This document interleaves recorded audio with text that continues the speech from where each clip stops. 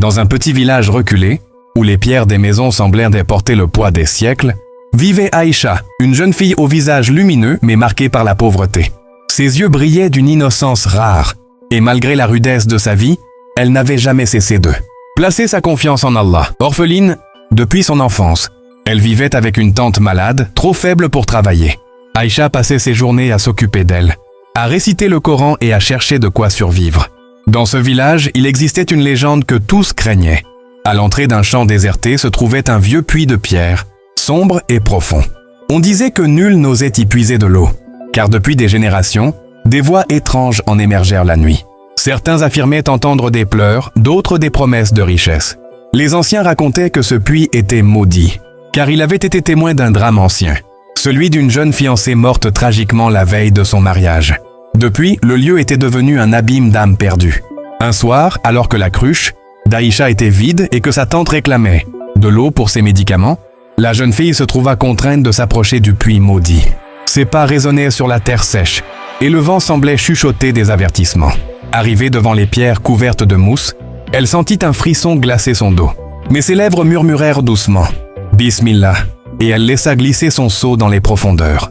Soudain, une voix douce, presque mélodieuse, monta de l'ombre du puits. « Aïcha, tu es belle et pure. Prends ceci, et jamais plus tu ne connaîtras la faim. » Ses mains tremblèrent lorsque, au lieu du seau, un collier d'or étincelant remonta, suspendu à une chaîne invisible. Les pierres brillaient d'une lueur surnaturelle, comme si elles respiraient. Aïcha recula d'un pas, son cœur battant à tout rompre. Elle comprit aussitôt que ce qu'elle voyait ne pouvait venir d'un humain. Mais au lieu de tendre la main, elle s'agenouilla près du puits et récita, d'une voix ferme, les versets. Protecteur qu'elle connaissait par cœur. Le collier resta suspendu un instant, puis retomba dans l'obscurité avec un bruit sourd. Le silence s'installa, lourd et oppressant, comme si le puits lui-même avait retenu son souffle. Cette nuit-là, Aïcha rêva d'une silhouette voilée, une femme en robe blanche, le visage couvert mais les larmes visibles. Elle lui tendait le même collier et murmurait « Dis oui, et ta tante sera guérie, ta vie changera à jamais. » Mais même dans son rêve, Aïcha répondit « Mon Seigneur suffit, je ne m'en dirai ni à un djinn ni à une âme perdue. » Le lendemain, lorsqu'elle raconta son rêve à une voisine âgée, celle-ci pâlit et lui dit « Ma fille, ce n'est pas une illusion. On raconte que la fiancée du puits cherche depuis des siècles une remplaçante. Elle attire les jeunes filles par des promesses, puis les enchaîne à son sort.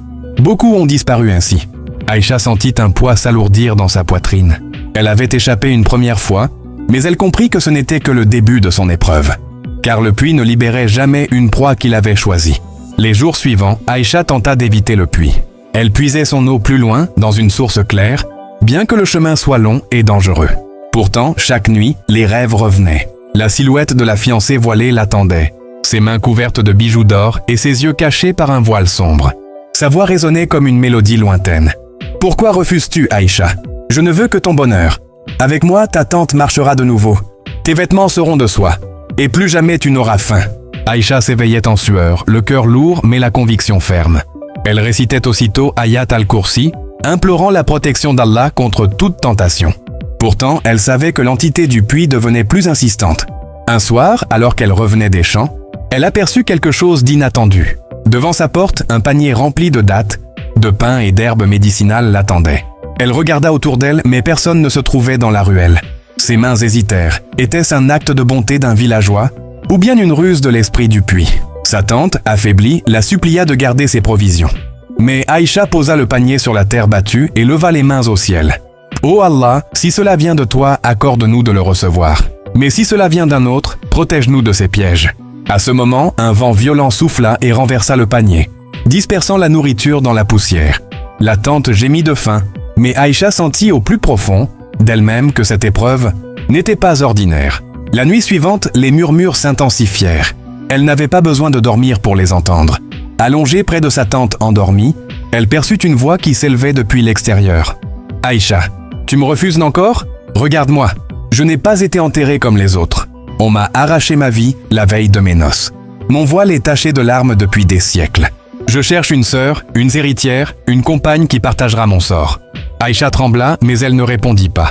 Elle s'approcha de son vieux tapis de prière et se prosterna en silence. Ce fut alors qu'un souvenir lui revint. Les anciens parlaient d'un érudit qui avait autrefois tenté de purifier le puits. On disait qu'il avait disparu mystérieusement après y avoir récité des sourates. Était-il tombé dans l'abîme? Ou bien avait-il été piégé par la fiancée elle-même? Le doute s'insinuait dans le cœur d'Aïcha. Était-elle assez forte pour résister seule à cette entité? Ou faudrait-il chercher l'aide d'un savant pieux, capable d'affronter directement les ténèbres du puits? Mais au fond d'elle-même, elle savait que la bataille ne faisait que commencer. Car plus elle résistait, plus la fiancée devenait présente. Et chaque refus semblait enflammé. Une colère glaciale, tapie dans l'ombre des profondeurs. Une semaine passa, et les murmures du puits s'étaient transformés en appels insistants. Chaque soir, à mesure que le vent balayait les champs, Aïcha entendait son nom prononcé avec une intensité qui glaçait le sang. Le village entier semblait ressentir l'ombre qui planait autour d'elle. Les enfants chuchotaient en la voyant passer, et les anciens l'observaient avec inquiétude, comme si elle portait déjà le sceau d'une malédiction. Un soir, n'en pouvant plus, Aïcha décida d'affronter le puits. Elle se rendit sur place après la prière du Maghrib, une lampe à huile à la main. L'air était lourd, chargé d'une odeur d'humidité et de terre pourrie. Elle s'approcha des pierres noircies et, d'une voix tremblante mais ferme, récita la sourate Al-Falaq puis An-Nas. Au moment où ces paroles résonnèrent dans l'air, une silhouette apparut à la surface de l'eau sombre. C'était la fiancée. Son voile blanc flottait comme s'il baignait dans le vent, et ses mains ornées de bracelets d'or s'élevaient doucement. Son visage était encore caché, mais ses sanglots emplissèrent l'espace. « Aïcha, pourquoi me repousses-tu » dit-elle d'une voix qui résonnait à la fois comme une plainte et une menace. « On m'a trahi, abandonné, pendu à mes rêves la veille de mon mariage. Personne n'a prié pour moi. Personne n'a honoré mon nom. Depuis, je cherche une âme pure pour me rejoindre et rompre ma solitude. » Aïcha sentit ses jambes faiblir, mais elle se tint droite. « Je suis servante d'Allah, pas compagne des morts, » répondit-elle d'une voix ferme. « Si tu souffres, demande pardon à ton Seigneur. Ce n'est pas moi qui peux partager ton sort. » La silhouette se figea. Son voile se souleva légèrement, laissant entrevoir un regard ardent, rempli de colère et de désespoir. Le sol vibra et la corde du seau claqua comme un fouet. Un éclat d'or jaillit, le collier encore une fois flottant dans l'air. Mais cette fois, il se démultiplia. Autour d'Aïcha, des dizaines de colliers apparurent, comme des serpents d'or cherchant à se refermer sur son cou. Aïcha tomba à genoux, serrant son Coran contre sa poitrine. Elle récita alors la sourate Al-Baqarah, sa voix chevrotante au début, puis de plus en plus ferme. Les colliers vacillèrent, certains s'effritèrent en poussière, mais d'autres persistèrent, s'approchant d'elle comme s'ils s'accrochaient à ses paroles pour les étouffer. À cet instant, un homme âgé s'approcha lentement. C'était le vieux marabout du village, connu sous le nom de Cheikh Abdallah.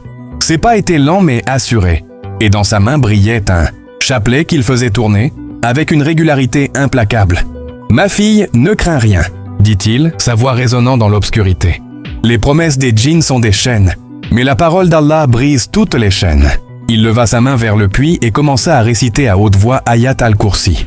La voix profonde du cheikh s'éleva, puissante, remplissant l'air d'une force invisible. La fiancée poussa un cri strident, un son qui semblait sortir à la fois d'une gorge humaine et d'un gouffre sans fond. Le voile se déchira, révélant un visage figé par la douleur et la rage, où les larmes semblaient brûler la peau. « Elle est à moi !» hurla la fiancée. « Son refus me condamne encore. Je ne partirai jamais seule. » Mais le vieux cheikh ne s'arrêta pas. Il continua de réciter, ses yeux clos, sa voix résonnant comme un tonnerre sacré. Les colliers éclatèrent un à un, et l'air autour du puits devint si lourd qu'Aïcha crut que son cœur allait s'arrêter. Pour la première fois, la fiancée se mit à reculer, comme aspirée par les profondeurs d'où elle était venue.